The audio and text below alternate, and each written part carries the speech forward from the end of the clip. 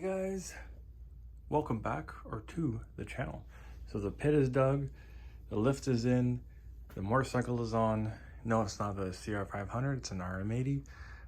Those are in the backyard, all cold, but they will be on the stand soon enough.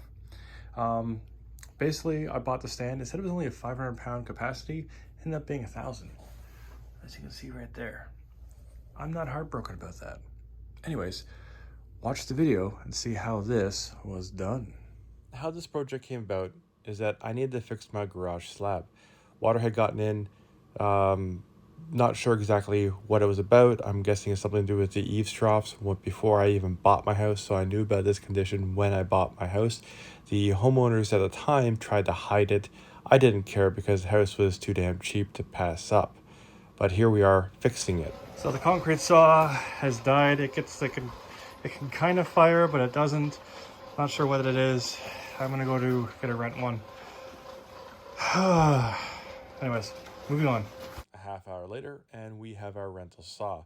I had a free rental coupon that Home Depot apparently no longer accepts. So those like 10 rentals that I paid for gives me a free rental, and Home Depot does not allow that anymore. Now, to set up and cut a little section out of this, then I'll be returning that and then going to work. So now to cut the pit into the middle of the garage. However, I'm still a little bit bitter about Home Depot not honoring their rental agreement of renting 10 pieces of equipment and getting one rental free. I did put a bag on the back of the saw to stop the splash. If you can hear the truck in the background, you know that I'm just trying to get going for work. Wait until the last possible minute. Had to rent the saw, as you know, because this one broke down. Don't know why yet. Probably a spark plug. That's what we want to install, because we'll be working on these guys. And why not? I could use it as a work table too. But I gotta go. I'll be back later. So apparently my saw works.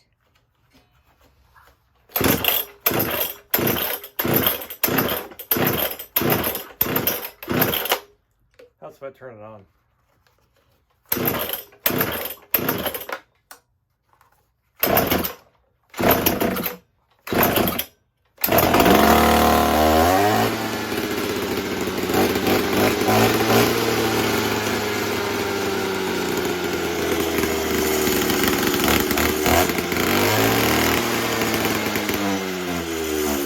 At this point, we are just cleaning the garage and clearing everything away, including the bricks of, well, used to be my slab. So I'm going to be digging this down a little bit because I want to put the lift 4 inches down. So it will go down further, but now we're going to unpack the lift. The motorcycle lift was actually surprisingly well packed. Has some instructions, everything good to go. It's fully manual. I had one of these back in the day. It was pneumatic. So. Kind of wish I had kept it, to be honest. I didn't have a place for it. But kind of wish I had kept it. After 15 minutes, I found my answer. So there's a little valve inside there. You loosen that, and it allows you to bring the whole thing down, which gives me my finish height. I don't think it's so bad. Computer, turn on bay 1. There's the lights. These guys with the ratcheting cord goes right over here, as I've demonstrated before in previous videos. And this is the motorcycle lift. It is backwards, so that'll be the front. That's for the rear tire, in case you want some extra room. But yeah, I just have to undo that. So the ramp goes to that side, which I'll probably never use. I might flip it around the other way. I want this to be at concrete level. I'm just saying how much space is here. I'm not entirely sure of what I want to do as far as what we're going to have for the front of this pad. Probably going to have this level at the same as this level. I'm going to dig that down, and then I'm going to be pouring concrete there. It'll be 4 inches thick, and then obviously the spacing here is going to be filled in. Yeah, this thing was meant to move around, And I want it to be stationary.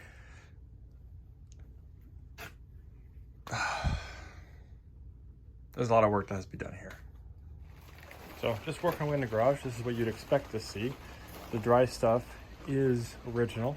The wet stuff is from over here, and it was like an inch, and then I was at dirt. Neighbors working on their garage. But you can see it's only an inch of crush. I don't know what the laws were, and yes, it is raining for back then, but you're supposed to have around 4 to 6 inches.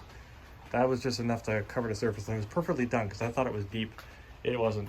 But the other part of it is it comes nice and level, and then it gets really deep around the front of the garage. So I guess that's just their way of being cheap. I don't know.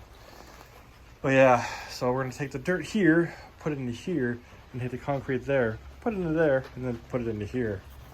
That's the plan. So we are 5 buckets in. I think that's deep enough. I didn't even put a measuring tape to it. So yeah. Definitely gonna put a measuring tape to it.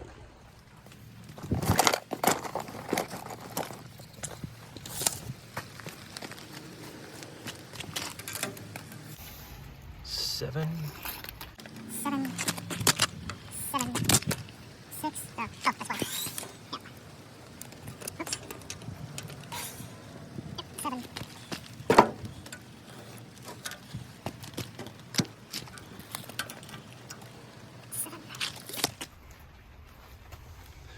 So 7, and then the rest of that. That's not bad. So yeah, let them digging already. Isn't a bad depth.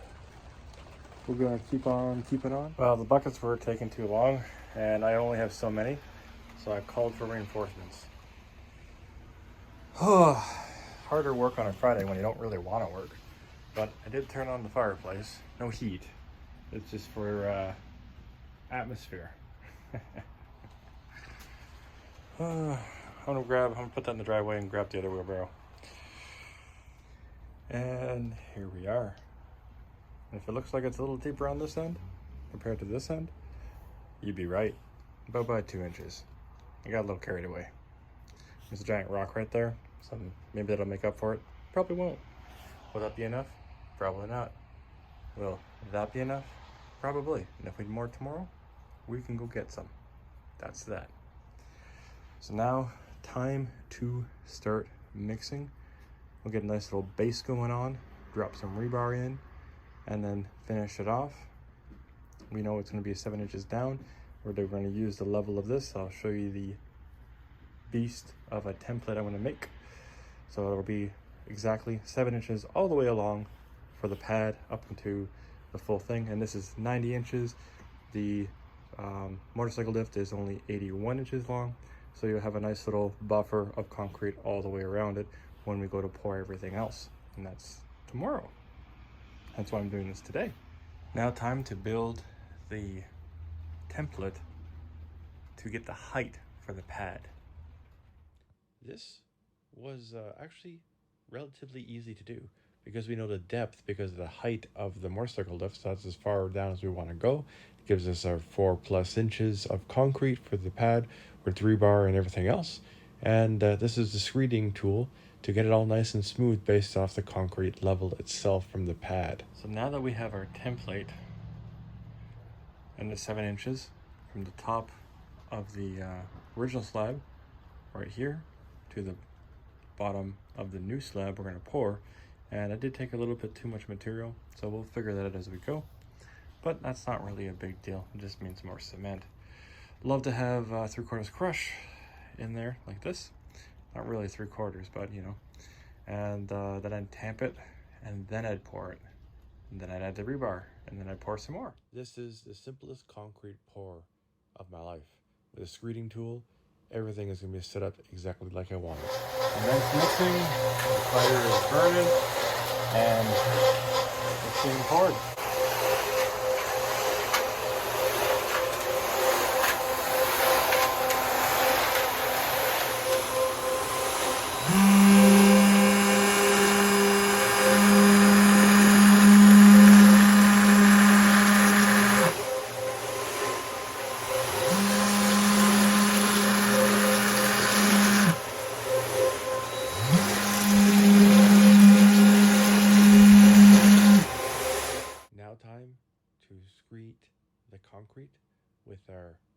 template.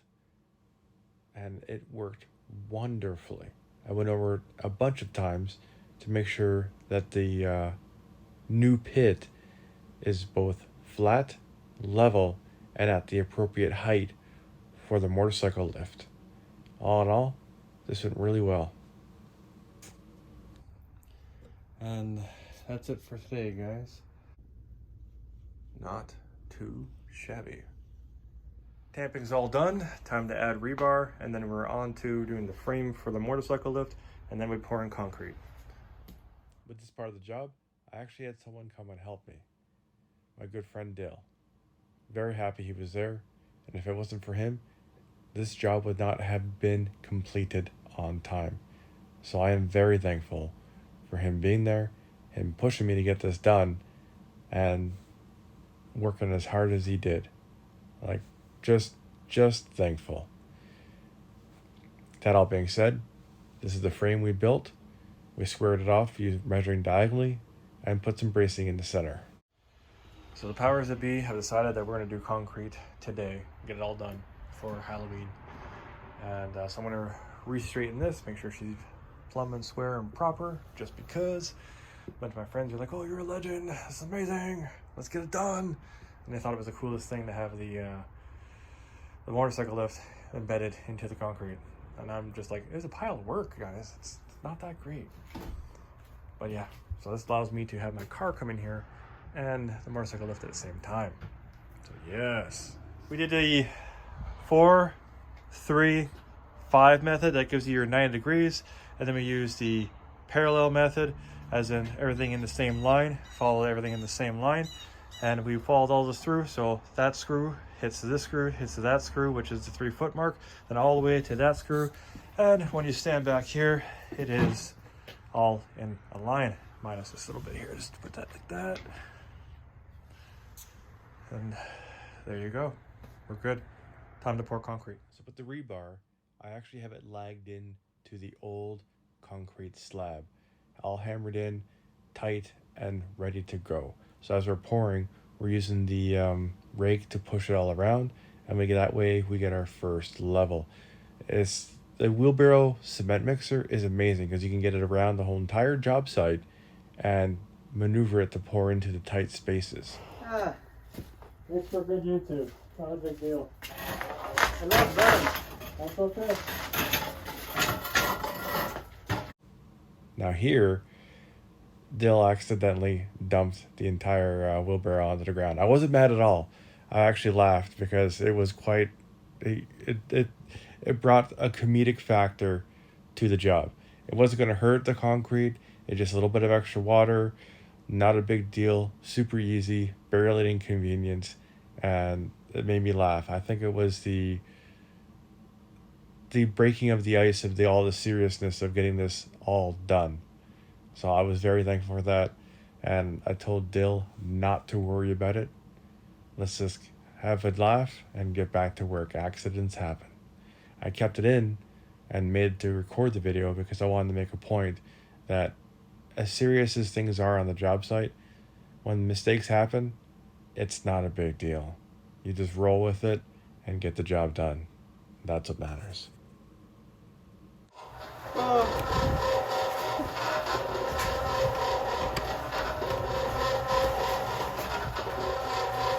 I'm a king of screw-ups. No, it's funny, dude. That would have happened to me too. I have done like more than 10 bags just like this. Yeah, and that was like, you know what? I give up. Too much power. Too much power indeed.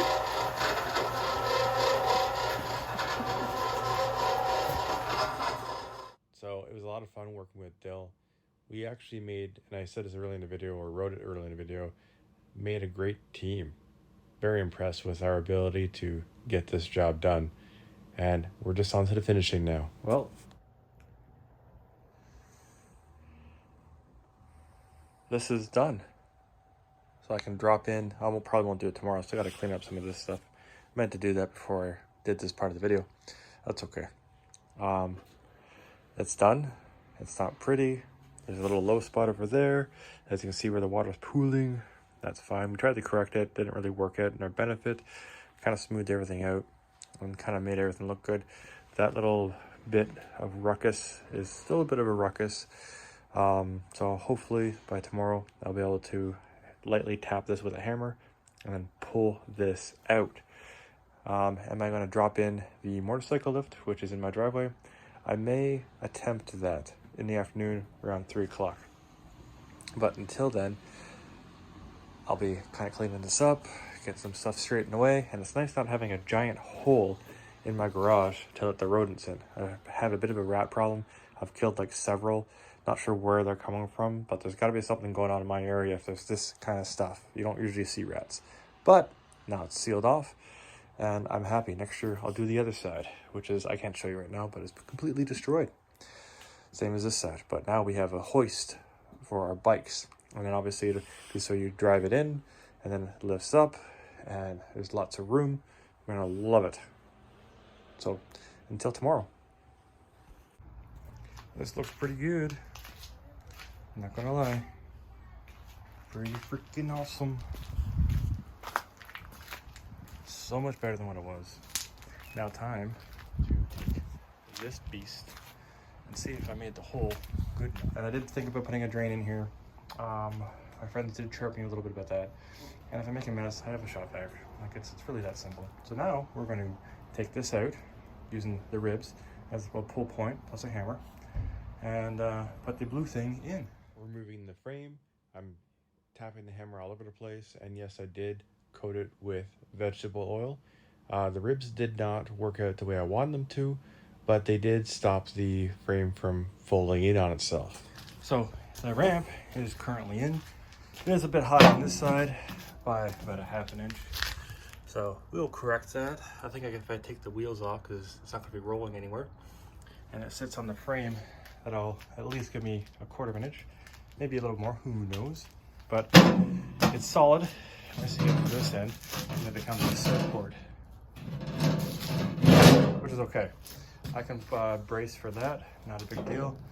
So if I step back over here, it'll level itself back out. But as far as spacing is concerned, it's spot on to what I wanted. So I'm not I'm pretty happy with that. Obviously the attachments go here, and then there'll be D-rings all the way across this.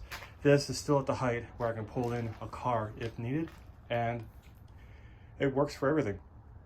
You'll see lawnmowers, compressors, everything put onto this thing, ATVs, I can lift it up, lift the frame up, and of course, bikes.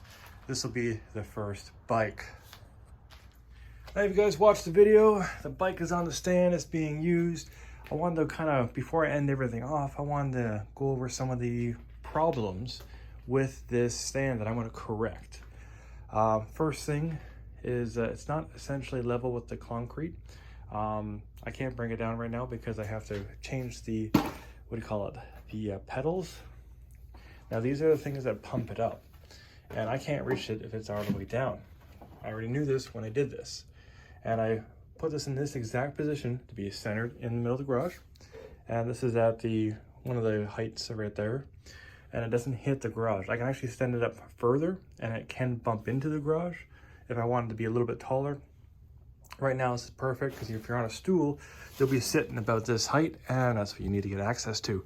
Now, this is the first problem. It's hard to get out, as you can see. So I usually have to tip the stand on its side to get this to come in and out. Now, what I'll probably end up doing is I'm definitely going to be cutting this off. I might shorten this up, and that way I'll be able to get it in and out and change it around. So that's the first problem. The second problem, I'm just trying to get into the hole over here. There we go. This is the lever that lets you go down, and I can't reach it when it's down, or I can't press it down and have the stand come down on me. I'm not going to demonstrate because it's got a little bike on top of it, as you can see here. And what I'm going to do is I'm going to weld a small piece of flat bar, and it'll be kind of like in a somewhat Z shape. So, and I'll probably put like a little foot pedal on it. So when you press it on the outside of the stand will then collapse down. Now with this one, this is the foot pedal that jacks it up. As you can see, there's not a lot of room. So I'm going to be cutting this off, flipping this up this way, then twisting this so that this pedal will then face that way, at which point I will undo these bolts, flip the pedal over, and then put it all back together down here. And then I'll do the same thing again, getting some flat bar with maybe a gas foot pedal or something like that. And then that way I can pump it up from the outside of the stand. And then the next thing I'm going to do is I'm going to cut grooves in the concrete for the wheels, as you see here. And it will be set into the concrete, into its position. And the reason for that, and that way it won't be able to move around or anything like that for this, that, and the other. Now I am going to fix up some of the concrete, part some things, you know, seal this up, and I will be epoxying it later. Until then, it's just going to be the way it is because I'm pretty bloody well busy.